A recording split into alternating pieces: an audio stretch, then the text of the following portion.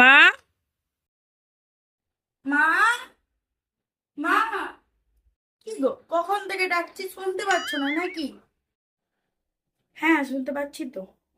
এসে থেকে তো শুনেই যাচ্ছি। কখনো তো দাদুর, কখনো তোর বাবার, কখনো তো ঠাম্মি। বল না, তুইও কি বলবি, বল না, শুনে নিচ্ছি। এই জামাটা তোমাকে কালকে কেচে দিতে বলেছিলাম, কেচে দাওনি। অনেক বড় ভুল হয়ে গেছে মহারানী, দে কেচে দিচ্ছি। কি গো মা, মার্কেটে গেছিলে? আমাকে বললে না তো। ঠিক আছে ম্যাম স্যার, এবার থেকে যেখানে যাবো আপনাকে জিজ্ঞাসা করে যাব। ভগবান জানে মায়ের আজকে কি হয়েছে, সকাল থেকে যেন কেমন একটা করছে। মাকে একটু কমপ্লিমেন্ট করি, তাহলে মায়ের মনটা একটু ভালো হবে। মা, আজকে দুপুরের রান্নাটা কিন্তু দারুণ হয়েছিল। 25 বছর ধরে রান্না করছি, রান্না তো ভালো হবেই। মা, একটু জল দেবে?